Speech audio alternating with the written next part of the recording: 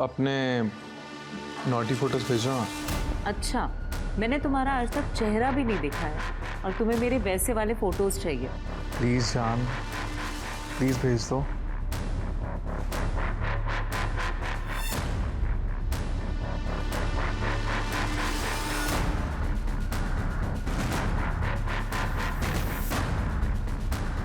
कैसे लगे फोटोज?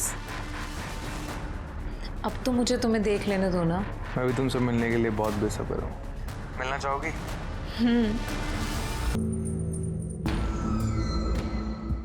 देर लगा दी तुमने आना में। मैं कब से तुम्हारा इंतजार कर रहा था। अब मुझसे बिल्कुल भी रहा नहीं जा रहे।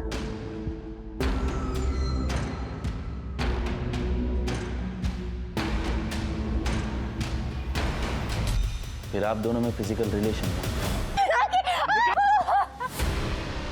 आज के बाद अपनी मम्मी शक्ल मत दिखाना मुझे। अरे जाकिर मियां, क्या मसला है? जाकिर कोई अपने बेगम के साथ ऐसे पेश आता है क्या? बेगम? और ये जो हमारी बेगम है ना, वो किसी पराये मर्द के साथ सिर्फ सोकर नहीं आई है, अपने यार के ऊपर पैसे भी लुटा कर आई है। फोटोज और वीडियोस निकले हैं, अगर आपको चाहिए ना तो मैं शेयर कर देता हूँ। Selina, my coffee. हाँ लाई। टिफिन रेडी है? हाँ जल्दी करो, मुझे लेट हो रहा है। हाँ हाँ।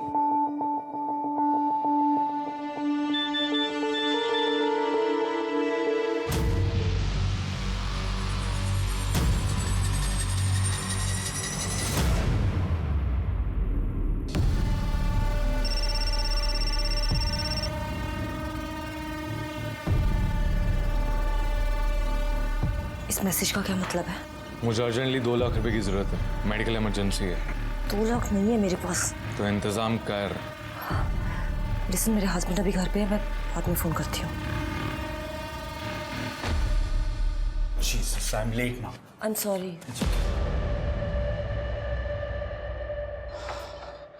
अब लिसन, अकाउंट डिपार्टमेंट से एक लड़का आएगा गिब्सन, उससे पैसे ले लेना और सेफ्टी से रख देना, ठीक है? मैं बाद में चेक करूँगा।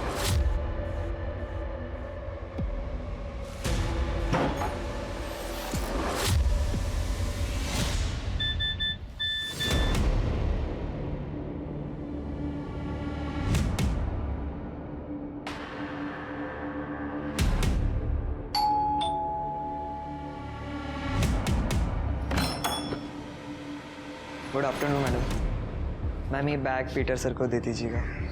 Okay. Thank you ma'am.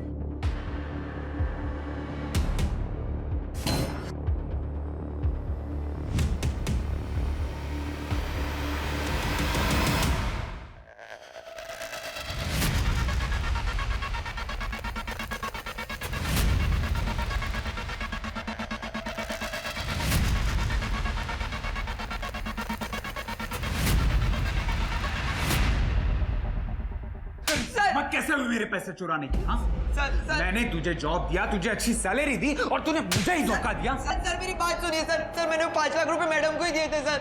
Jesus, are you calling my wife? No sir. सच बता, पैसे कहाँ रखे हैं, वरना मैं अभी पुलिस को बुलाऊंगा। Sir I swear on God sir, मैंने सर कुछ ऐसा नहीं किया sir. He is innocent. 2 lakh रुपए मैंने लिए थे। What?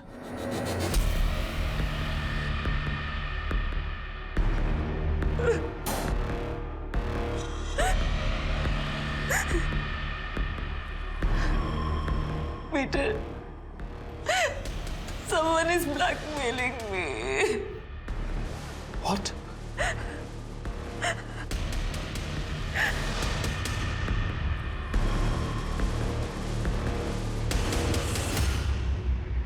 Peter, I'm sorry.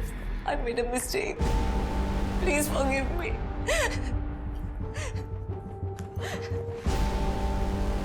I beg you, Peter. Please माफ कर दो। मैं एक जरूरी मीटिंग के लिए जा रहा हूँ। जब तक वापस आऊं तब तक मुझे तुम या तुम्हारा कोई भी सामान दिखना नहीं चाहिए। Please please leave right now.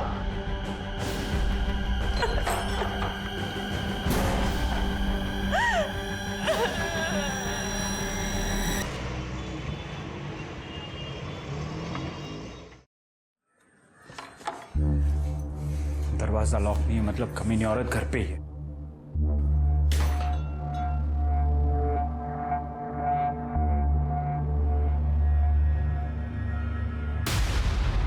Selina,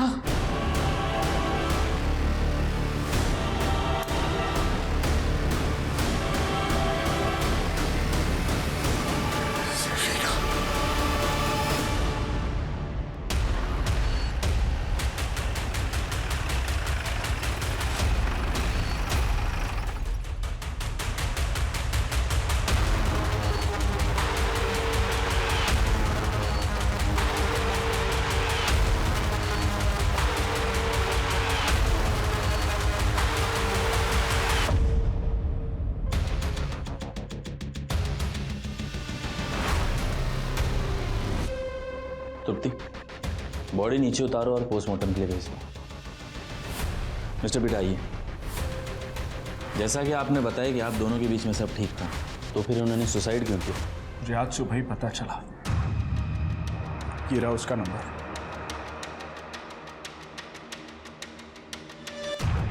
Selina ने 2 दिन पहले ही इस आदमी को 2 लाख रुपए दिए थे। वो आदमी सेलिना को ब्लैकमेल कर रहा था। सेलिना ने बताया कि वो इस आदमी को सोशल मीडिया साइट पे मिली थी। ठीक है, ये नंबर की सारी इन्फॉर्मेशन निकालो और सोशल मीडिया साइट से उस आदमी का आईपी एड्रेस निकालो। हो सकता है सेलिना की तरह और भी कोई विक्टिम हो। शिरके, इसके बारे में सबको पता होना चाहिए। एक प्रेस कॉन्फ्रेंस बुलाओ।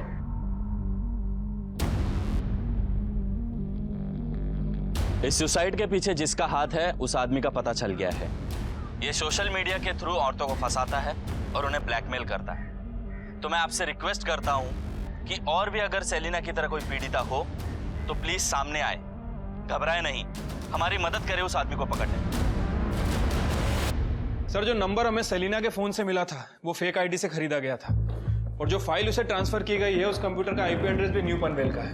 हालांकि मैंने वहां की पुलिस को इन्फॉर्मेशन दे दी है।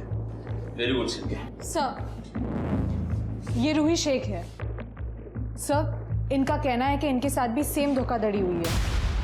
पूरी बात डिटेल में बताइए। सर, मेरे शौहर काम के सिलसिले में दिन भर घर से बाहर आ करते और मैं अपने खाली समय में सोशल मीडिया यूज़ करती थी सर, सिर्फ टाइम पास करने के लिए। एक दिन एक सोशल साइट पर मेरी दोस्ती एक शांतनु नाम के लड़के से हो गई। सर, हम दोनों बहुत अच्छे दोस्त बन गए थे, काफ़ी देर तक चैटिंग भी करते थे।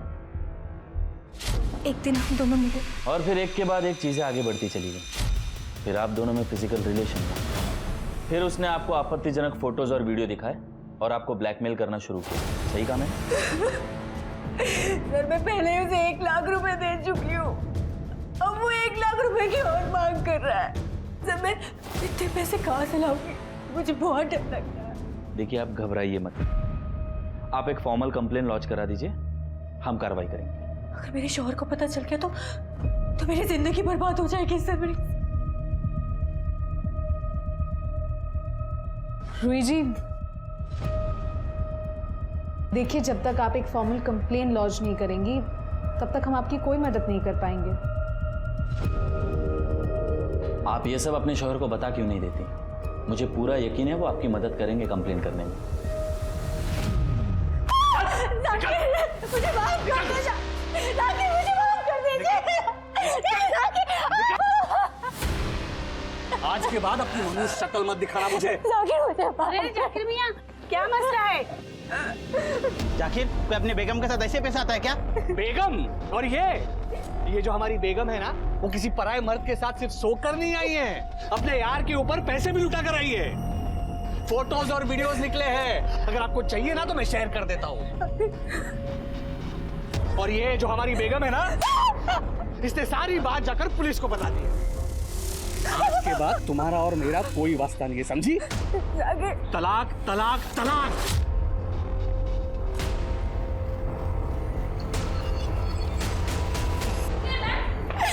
मेरे शौहर मुझे तलाक दे रहे हैं और ये सब आप लोगों की वजह से हुआ है। पूरे मोहल्ले के सामने उन्होंने मेरा तमाशा बना दिया।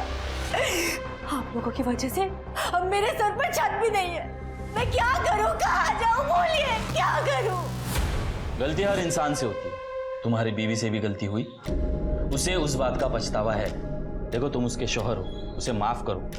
रूही के अनुसार उसने इसके पहले कभी भी तुम्हें शिकायत का मौका नहीं दिया। हो गया आपका भूल के। अब मुझे एक बात बताना, अगर आपकी बीवी किसी पराये मर्द के साथ सोकर आती तो क्या आप उसे वापस अपनी जिंदगी में लेते? वो फोटोज और वीडियोस देखने के बाद उसे पहले की तरह वापस अपनाते? क्या हो गया, बोलती बंद होगी तुम्हारी? देखिए, आप ऐसे बात नहीं कर सकते।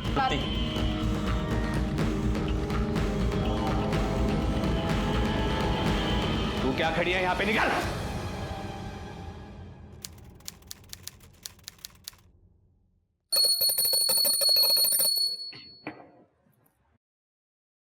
आई बाबा, आई बाबा, अरे क्या हुआ? आई वो बाहर। क्या हुआ बताओ तो सही। आई बच्चा, बच्चा।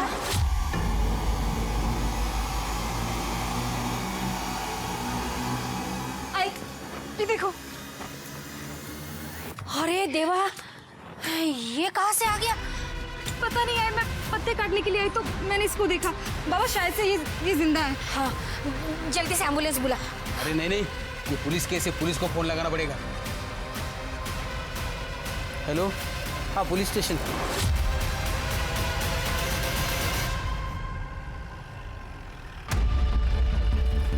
बच्चा कहाँ है? गॉड, तुर्ती जल्दी से हॉस्पिटल लेके जाओ। अरे कोई कपड़ा है क्या?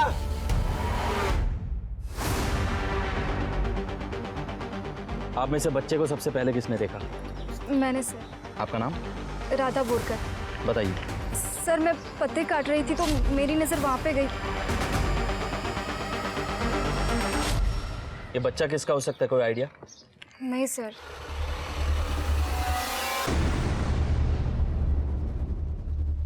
राधा, राजन, ठीक है ना? ये कौन है? ये मेरे पति हैं, पुणे में जॉब करते हैं, सॉफ्टवेयर इंजीनियर हैं। राधा ने कॉल किया, काफ़ी घबराई हुई थी, बच्चे के बारे में बताया। शादी को कितना समय हो गया? 2 साल। कोई बच्चे? नहीं। ये आपके आई बाबा है? नहीं सर, ये राधा के आई बाबा है। बाबा को पैरालिसिस का स्ट्रोक आया था, उसके बाद से हम इनके साथ ही रह रहे हैं, इनकी देखभाल के लिए। ठीक है, तहकीकात चल रही है, फिर मुलाकात होगी।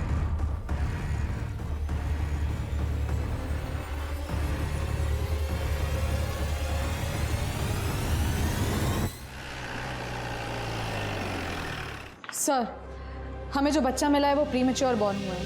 प्रेगनेंसी सिर्फ 7 महीने की थी। बच्चे की हालत बहुत ख़राब है, लेकिन सर डॉक्टर्स पूरी कोशिश कर रहे हैं और डॉक्टर्स का कहना है कि जिसने भी बेबी को डिलीवर किया है उसे डिलीवरी के बारे में कोई नॉलेज नहीं है। सर, मैंने आसपास के सभी हॉस्पिटल, क्लिनिक और गायनोकोलॉजिस्ट से पता किया है, किसी भी लेडी का बच्चा मिसिंग नहीं है सर। और जो लेडीज पिछले 1 साल में प्रेग्नेंट हुई हैं, सबकी डिलीवरी शेड्यूल टाइम पे ही हुई है। कोई कैसे कैला सोसाइटी में बच्चा छोड़ के जा सकता है? ये तभी पॉसिबल है जब कोई लड़की अपनी प्रेगनेंसी अपने परिवार से छुपा रही हो और बच्चा छोड़ गई, या फिर कोई ऐसा जो पूरे सोसाइटी से वाकिफ है और उसे पता है कि यहाँ ज़्यादा चहल पहल नहीं होती, वही बच्चा छोड़ सकता है। पर कौन? सीसीटीवी फुटेज का क्या हुआ? सर, हमारी टीम फुटेज चेक कर रही है। मेरे तो रोंगटे खड़े हो गए थे। मैंने तो तुरंत भागकर आई बाबा को बुला लिया, फिर बाबा ने पुलिस को कॉल किया। वो तो अच्छा हुआ सही समय पर राधा ने बच्चे को देख लिया, वरना थोड़ी भी देर होती ना तो बच्चा शायद बचता भी नहीं। बहुत बढ़िया राधा, तुमने तो कमाल कर दिया। अच्छा काम करना मेरे लिए कोई बड़ी बात नहीं है। राधा, लास्ट टाइम जब तुम आई थी तब से काफ़ी पतली लग रही हो। वैसे भी मैं अपने डाइट का बहुत ख्याल रखती हूँ। जंक फूड तो मैं बिल्कुल नहीं खाती और चाय भी नहीं पीती मैं।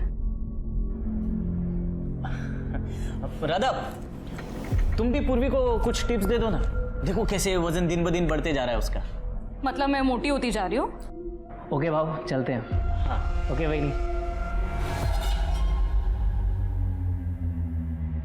ये तरह से अधून मधुन क्या था ये? कहाँ थे? अरे वो तो मैं मजाक कर रहा था। अच्छा, उसके सामने मेरा मजाक उड़ाना पसंद है ना तुम्हें? सर, सोशल मीडिया केस में जिस शांतनु को हम ढूंढ रहे हैं उसने अपने घर के रेंट एग्रीमेंट में एक फ़ोटो का इस्तेमाल किया था और यही फ़ोटो उसने 2 साल पहले भी यूज़ किया है। ये देखिए। और अब ये फ़ोटो हमें रूही के पास मिल रहा है। हो सकता है ये फोटो असली हो और नाम नकली हो। शिरके ये देखो, ये सारी फोटो मिलती जुलती है। ये देखो, ये आई थिंक औरतें कंफ्यूज हो गई और हमें कांटेक्ट नहीं किया। हो सकता है सर। वैसे इस बारे में मैंने मकान के मालिकों से भी बात की है। उन्हें जो डिटेल्स दी गई हैं वो सारी की सारी नकली हैं। उन्हें इस बारे में कुछ नहीं पता। लेकिन एक इंटरेस्टिंग बात है सर, ये शांतनु हर एक स्कैम के बाद अपना लैपटॉप चेंज कर देता है। पिछले 2 साल में इसने 15 से 20 लैपटॉप खरीदे हैं और वो भी अलग अलग डीलर से। इंटरेस्टिंग। ये आदमी काफी चालाक है। मतलब ये आदमी हर स्कैम के बाद अपना लैपटॉप बदलता है और साथ ही साथ इंटरनेट प्रोवाइडर भी, ताकि इसका आईपी एड्रेस ट्रैक ना हो सके। Very good Shirke, very good. मुझे इसके बारे में सारी इंफॉर्मेशन चाहिए। Right sir. सर, हमने कैलाश सोसाइटी की सभी सीसीटीवी फुटेजेस चेक की, कल की और 2 दिन पहले की। लेकिन सर, सीसीटीवी फुटेज में वहाँ के लोकल निवासी, कर्मचारी और डिलीवरी बॉयज़ के अलावा कोई नया नज़र नहीं आया। मतलब सोसाइटी में बाहर से कोई भी बच्चा डंप करने नहीं आया? नो सर, ऐसा लग तो नहीं रहा है। ये कैलाश सोसाइटी में कितने बंगले होंगे? लगभग 15 से 20। और 18 से 40 की एज में कितनी औरतें? सर, शायद 25 से 30 औरतें होंगी। सबके डीएनए सैंपल लो और वो बच्चे से मैच करो। देखते हैं बच्चे का डीएनए सैंपल सोसाइटी में से किसके साथ मैच होता है। सर,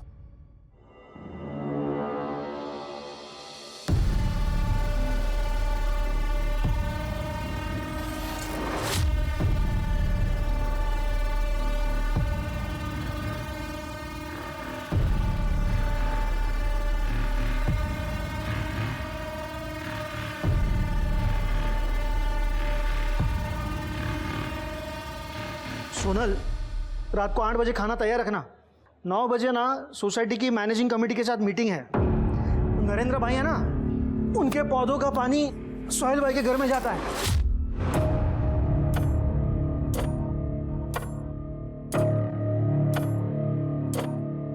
क्या है? जब देखो फोन पर। मेरा फोन दो। मैं कब से तुम्हारे साथ बात कर रहा हूं और तुम्हारा ध्यान ही नहीं है। अगर मैंने ना भी सुना हो ना तो भी मुझे पता है कि तुमने क्या कहा होगा, क्योंकि रोज दिन तुम वही बातें तो करते हो। तुम्हारे ऑफिस का काम, तुम्हारे सोसाइटी के मसले, सब कुछ तुम्हारे बारे में ही तो होता है। मेरे बारे में कब कौन सी बात करते हो? तुम्हें एक्चुअली शादी ना तुम्हारे धंधे से करनी चाहिए थी। सुबह निकल जाते हो, रात में घर आते हो, मुझसे तो बात करने तक का टाइम नहीं है तुम्हारे पास। इसलिए सॉरी टू से, लेकिन ये जो फोन है ना, इसे चाहे मेरा दोस्त कह लो या मेरी सहेली, और शायद मेरा पति भी। बस हाँ, बहुत हुआ है। इसके बारे में रात में बात करेंगे। तुम्हारो मुखवासनो डब्बो क्या है? क्यारनो शोधू छू।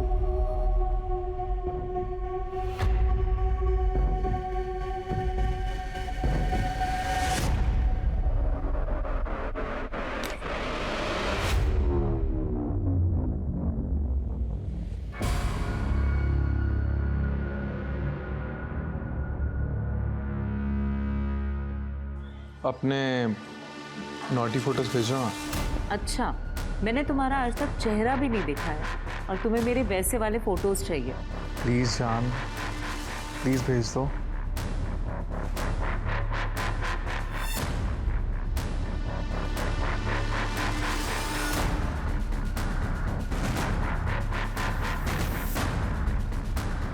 कैसे लगे फोटोज? अब तो मुझे तुम्हें देख लेने दो ना। मैं भी तुमसे मिलने के लिए बहुत बेसब्र हूँ। मिलना चाहोगी? मैंने कैलाश सोसाइटी की 18 से 40 साल की उम्र की 23 औरतों की डीएनए रिपोर्ट चेक की। उसमें से एक औरत ऐसी है जिसका डीएनए बच्चे के डीएनए से मैच कर रहा है। ये टेस्ट रिजल्ट ये गलत नहीं है और इसमें कोई शक नहीं है कि बच्चा आपका है। सर, आप लोग ये कैसी बातें कर रहे हैं? वो बच्चा तो मुझे मिला था। ये तो आप कह रही हैं, इस बात की कोई गवाही दे सकता है? एक मिनट साहब, बेबुनियाद के इल्जाम लगा रहे हैं आप मेरी बेटी पर। जब ये पेट से थी ही नहीं तो ये बच्चा इसका कैसा हो सकता है? ये तो अभी तक पता नहीं। ये भी हो सकता है कि आप इसके लिए झूठ बोल रहे हो। मैं क्यों झूठ बोलूं? अरे हम तो खुद अपनी नातिया और नातू को देखने के लिए तरस रहे हैं। हम तो खुले दिल से उसका स्वागत करते। फेंकून कैसे दूं? हे भगा सर, हे बघा, ये मेरी बेटी के फोटो है। ये 4 महीने पहले का फोटो, ये 2 महीने पहले का फोटो और ये 1 महीने पहले का फोटो है सर। ये आपको प्रेग्नेंट दिख रही है क्या? अगर वो 7-8 महीने की प्रेग्नेंट होती तो उसका पेट नहीं दिखाई देता क्या सर? राजन, तुम्हें क्या लगता है? लगना क्या है सर? राधा मेरी बीवी है। आप ही सोचिए, अगर वो प्रेग्नेंट होती तो क्या मुझे पता नहीं चलता? ठीक। शिर्के, डीएनए टेस्ट के लिए इनका सैंपल ले लो। नहीं, मैं डीएनए टेस्ट नहीं कराऊंगा। क्यों? काफ़ी समय से मेरे और राधा के बीच शारीरिक संबंध नहीं हुआ है। काम के सिलसिले में मैं पुणे रहता था। कभी आता भी था तो राधा मना कर देती थी। कभी उसके पीरियड्स चल रहे होते थे या कभी बॉडी पेन हो रहा होता था या थकी हुई होती थी। इसलिए करीबन 1 साल से हमारे बीच कुछ भी नहीं हुआ। तो डीएनए टेस्ट के लिए क्या तकलीफ हो रही है? डीएनए टेस्ट तो मैं नहीं कराऊंगा, और इतना कानून तो मैं भी जानता हूँ कि बिना कोर्ट के ऑर्डर्स के आप मुझे फोर्स नहीं कर सकते। उसी कानून ने मुझे भी ताकत दी है कि मैं आप सबको इस शहर में रोक के रख सकूं जब तक ये केस सॉल्व नहीं हो जाता, क्योंकि आप सब शक के दायरे में हैं। मुझे इस पूरे परिवार की कुंडली चाहिए, और खास कर उस राजन बोरकर की। मुझे एक बात समझ नहीं आ रही कि इस राधा ने प्रेगनेंसी छुपाई कैसे। लैब को बोलो एक बार टेस्ट वेरीफाई करें। Yes sir. शांतनु, अरे आ गई तुम? आओ ना, अंदर आओ। वो दरवाजा बंद कर देना।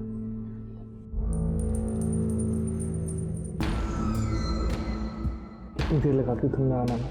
मैं कब से तुम्हारा इंतजार कर रहा था। अब मुझसे बिल्कुल भी रहा नहीं जा रहे।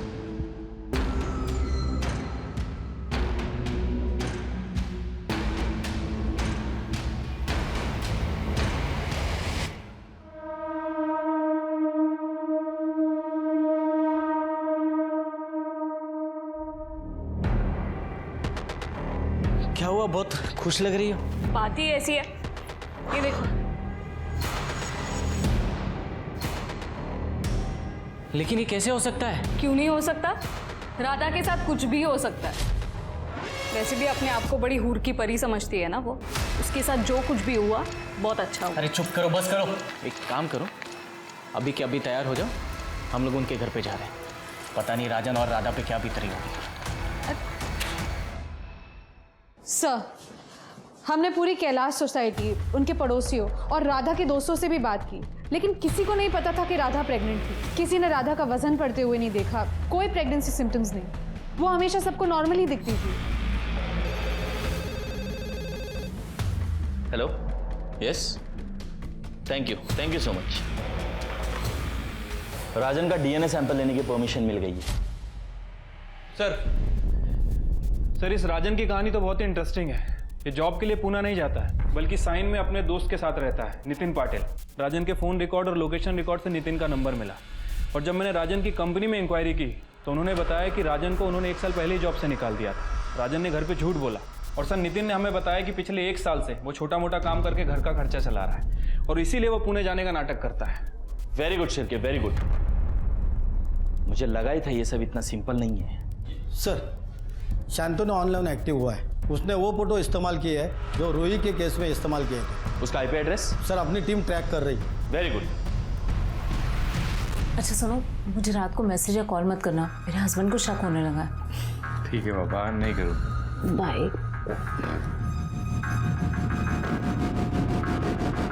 ठीक आहे, ती फाईल तयार करा, मी बघतो नंतर। सर, हॉस्पिटल से फ़ोन आया था, वो बच्चा ही नो मोर। कोई इतना बेरहम कैसे हो सकता है? एक नवजात बच्चे को मरने के लिए छोड़ दिया। सर, राजन का डीएनए बच्चे के डीएनए से मैच होता है। वो बच्चा राजन और राधा का ही था। अब ये मर्डर केस है। राधा बोरकर, तुमने तुम्हारे बच्चे को लावारिस छोड़ा, जिसकी वजह से उसकी मौत हो गई। क्या? बच्चा मर गया? जी हाँ, राजन के डीएनए टेस्ट से ये प्रूव हो चुका है कि ये बच्चा इन दोनों का ही है। राधा, हमारे साथ चलो। तृप्ति, एक मिनट सर, आप लोग हमें बिना बात के फंसा रहे हैं। किसी दूसरे का पाप आप हमारे सर पे डाल रहे हैं। अरे गलती हो गई मेरी बीवी से जो उस दिन उस बच्चे के बारे में आपको इन्फॉर्म कर दिया।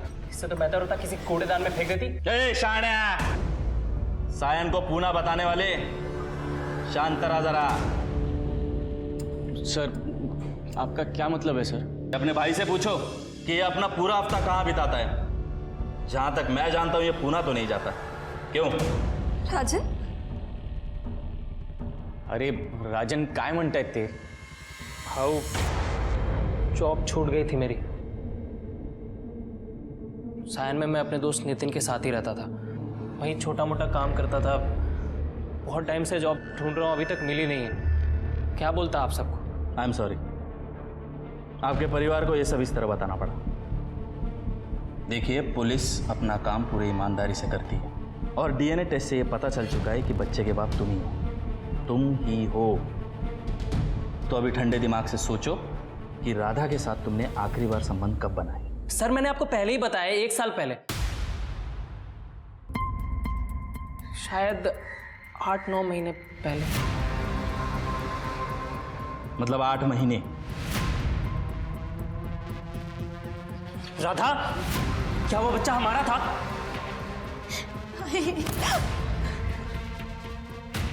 तृप्ति, लेके चलो।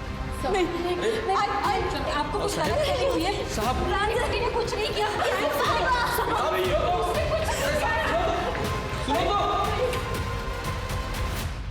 पुलिस को एक और झटका मिला। जब पुलिस ने राधा का सोशल मीडिया अकाउंट चेक किया तब पुलिस को पता चला कि राधा की दोस्ती पिछले 6 महीने से एक आदमी के साथ हुई। वो आदमी जिसका नाम शांतनु था। ये पुलिस के लिए खतरे की घंटी थी।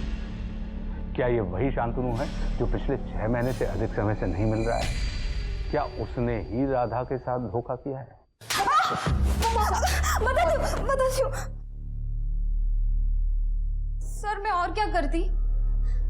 राजन हफ्ते भर बाहर रहता था, मुझे अकेलापन महसूस होता था।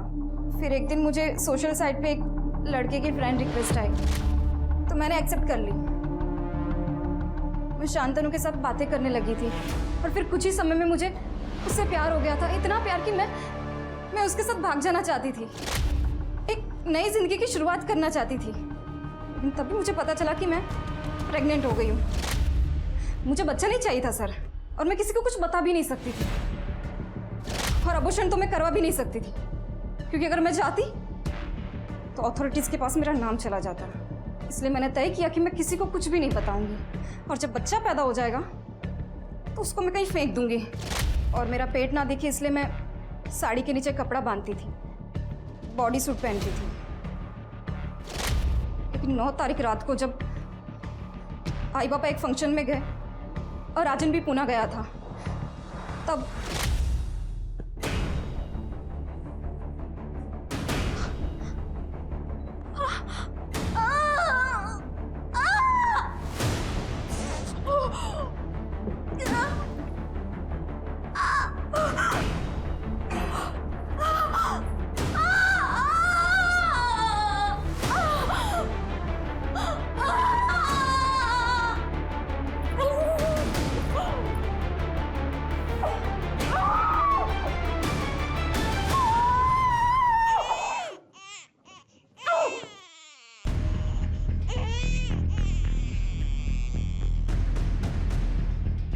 मैंने बच्चे को झाड़ियों में फेंक दिया और आके मैंने पूरा बाथरूम साफ कर दिया। जो भी सामान मैंने इस्तेमाल किया था उसको कूड़ेदान में फेंक दिया। फिर अगले दिन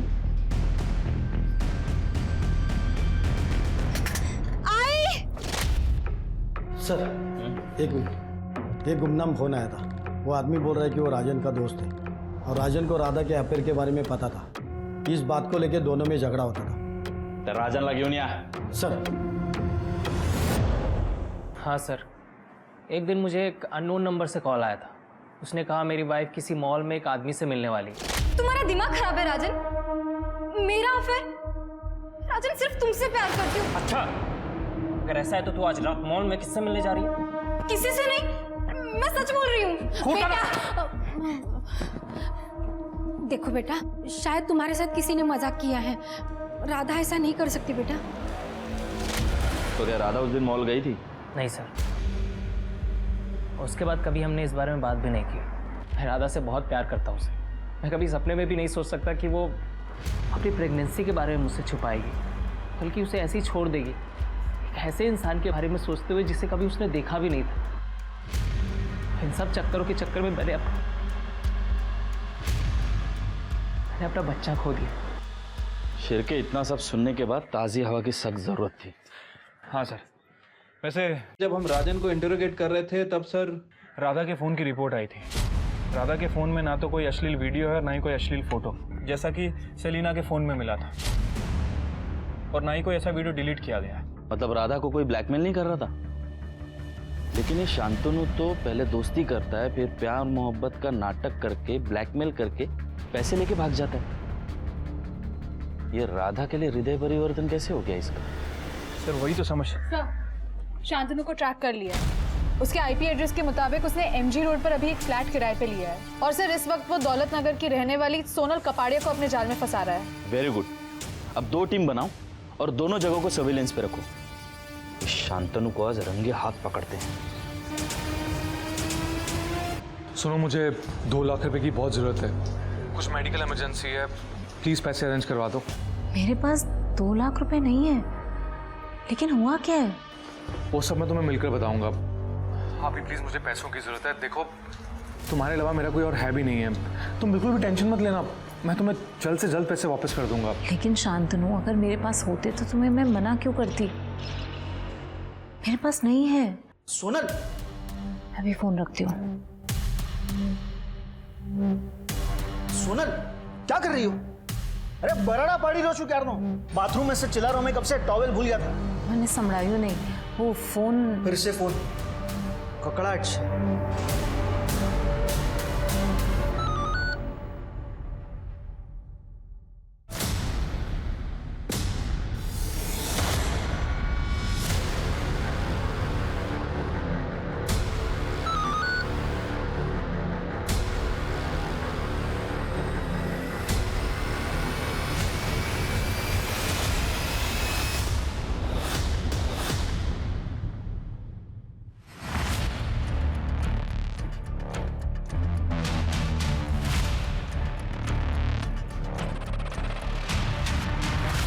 हाँ सर, सोनल निकल चुकी है।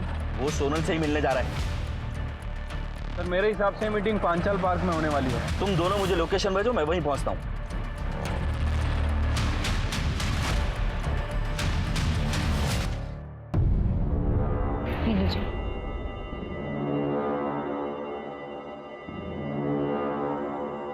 तुम ये ठीक नहीं कर रहे हो शांतनु।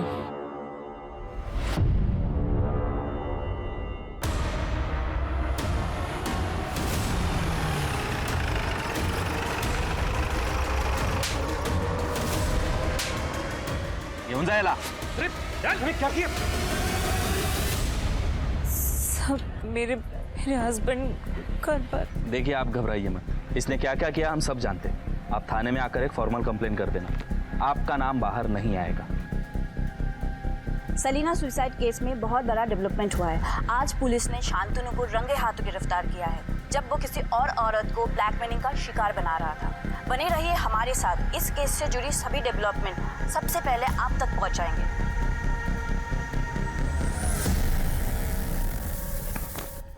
शांतनु दास गुप्ता, बता कितनी?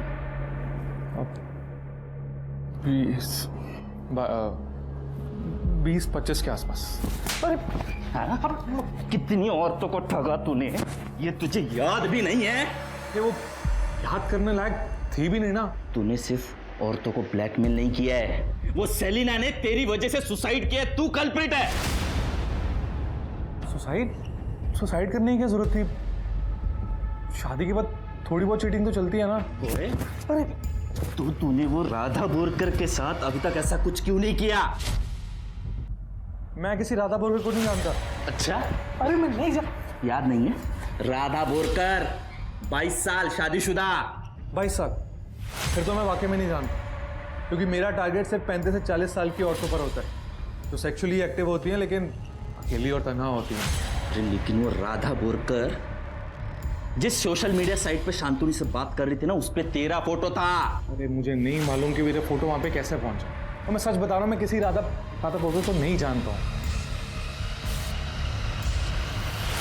सर, जिस समय राधा शांतनु के टच में थी उस समय शांतनु दासगुप्ता के फोन की लोकेशन और आईपी एड्रेस कहीं और का है। लेकिन राधा जिस शांतनु से बात कर रही थी उस समय उसका आईपी एड्रेस पवन बाग के साइबर कैफे का है। और राधा के मुताबिक उसने शांतनु से कभी मुलाकात नहीं की, उसे ऑनलाइन ही उससे प्यार हो गया। अच्छा, तभी राधा के कोई फोटोज और वीडियो नहीं मिले। लेकिन अगर ये शांतनु दासगुप्ता सच बोल रहा है, मतलब कोई दूसरा शांतनु है जो राधा को फंसा रहा है इसकी फोटो इस्तेमाल करके। हो सकता है सर, लेकिन सर इस शांतनु ने पिछले 15 से 20 दिन में कोई एक्टिविटी नहीं की। ओके शिरके, ये साइबर कैफे में जाओ और ये जो कोई भी दूसरा शांतनु है उसकी फुटेज निकालो। सर, एक औरत की डेड बॉडी मिली है।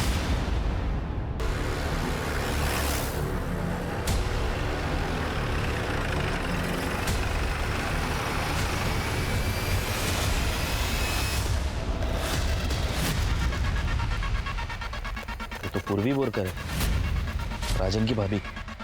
आसपास का एरिया चेक कर जाओ। सर,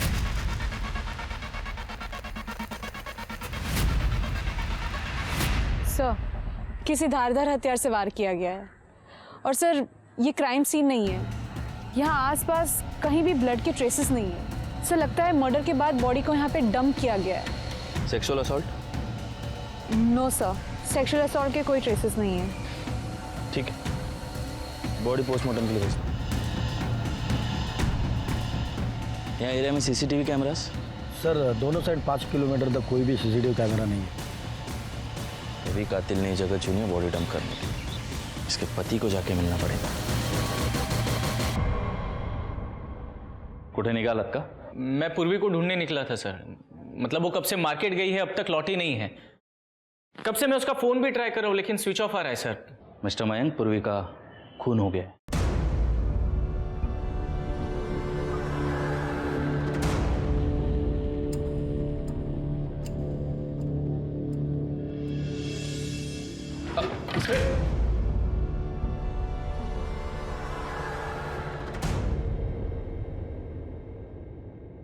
मिस्टर मयंक, सांभाळा स्वतःला।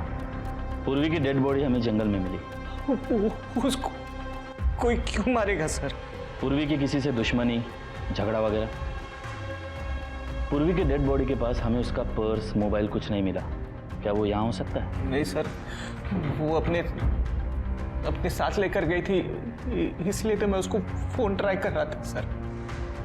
हमें फिर भी एक बार घर की तलाशी लेनी होगी। चेक करा। तुप्ती, साइबर टीम को बुलाओ और पूर्वी का सोशल मीडिया अकाउंट चेक करवाओ। Yes sir.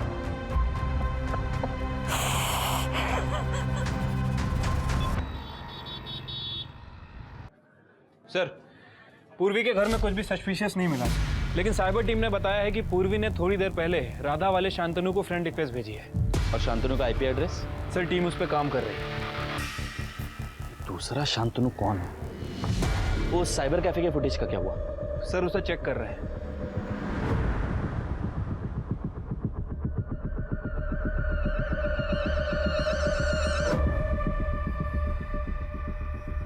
कुछ मिला? नहीं सर, अभी तक तो नहीं। ये दिखाओ।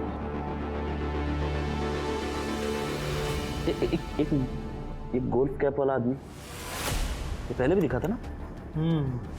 ओके। ये जूम करो।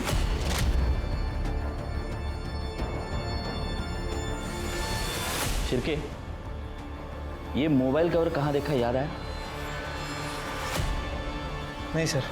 Okay sir, last IP address मिल गया है जब ये अकाउंट आखिरी बार इस्तेमाल हुआ था, अकाउंट डिलीट करने के लिए। टाइम? Sir 3 PM। पूर्वी की डेड बॉडी भी उसी समय मिली थी ना? लोकेशन क्या?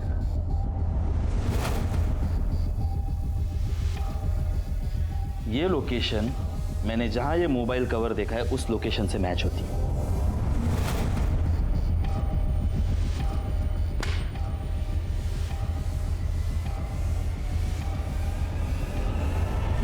सर, पता चला मेरे पूर्वी को किसने मारा। क्यों, तुम्हें नहीं पता? अरे सर, ये क्या बदतमीजी है। मैंने तो सिर्फ आपसे इतना पूछा कि पूर्वी को किसने मारा। पूर्वी को उसने मारा जिसके मोबाइल का कवर ये है।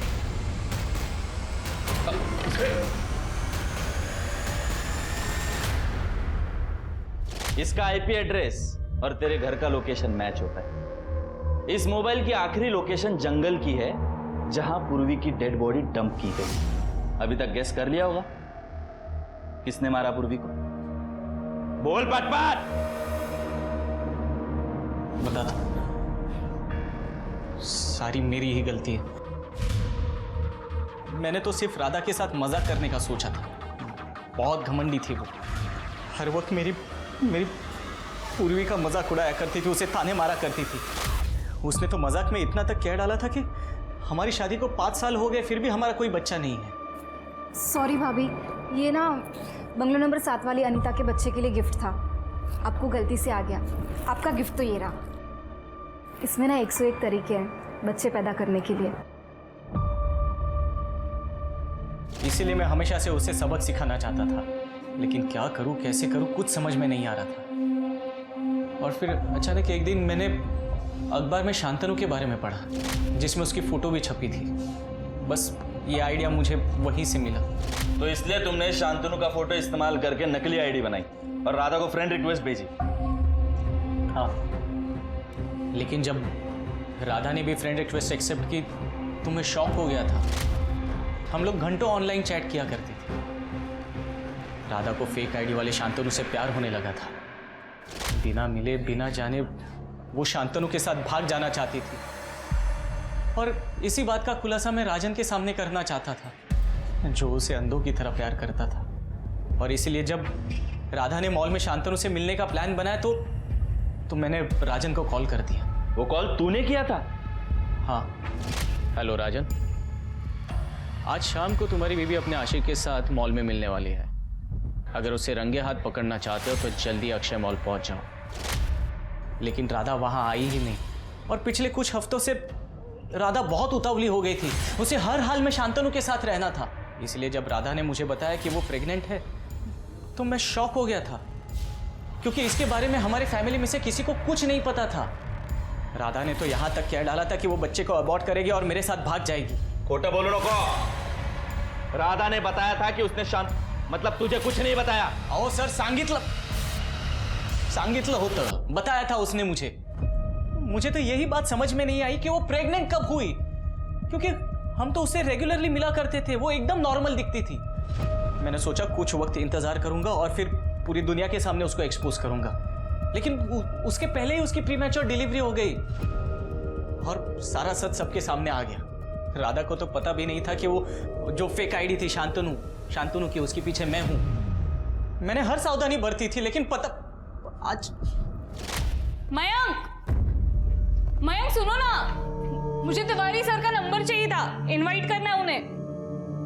मयंक,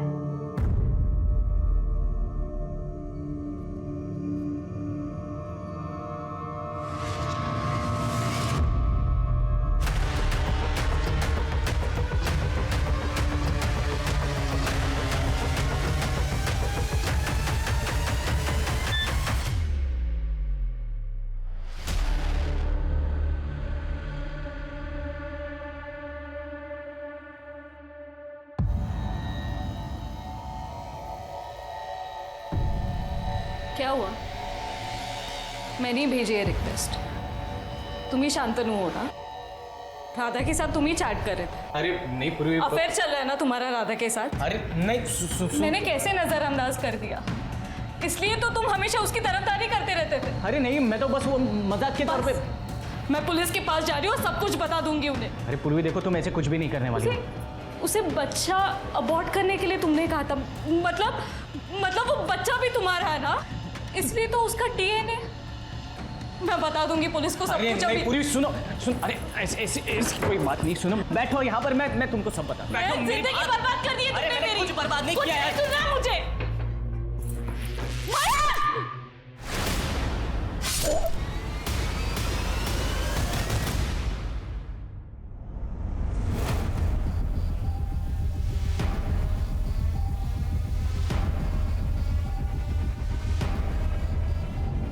आप जब घर पे आए तो मैं समझ गया था कि आपको पूर्वी की डेड बॉडी मिल चुकी है, लेकिन उसके पहले ही मैं पूर्वी का पर्स और फोन तोड़ के फेंक चुका था। क्या फायदा हुआ रे ये सब करके? तूने तेरी जिंदगी तो बर्बाद कर ही दी और साथ ही साथ राधा और राजन की भी कर दी। अब पूरी जिंदगी जेल में सड़ गई। सोशल मीडिया का उपयोग करते हुए सतर्क रहें और हर किसी से दोस्ती ना करें। जैसे हम और आप अपने घर में हर किसी को आने नहीं देते, वैसे ही सोशल मीडिया भी हमारा आभासी घर है। किसी अजनबी को अपने ऑनलाइन जीवन में आने ना दें। इससे ना सिर्फ शारीरिक बल्कि मानसिक जीवन को भी खतरा हो सकता है। अब मैं आशुतोष राणा आपसे विदा लेता हूं। हम फिर मिलेंगे एक ऐसी ही कहानी के साथ जो आपको रखेगी सतर्क और जिंदगी को सुरक्षित। तब तक अपना और अपने परिवार का ख्याल रखिए और देखते रहिए क्राइम पेट्रोल सतर्क। जय हिंद।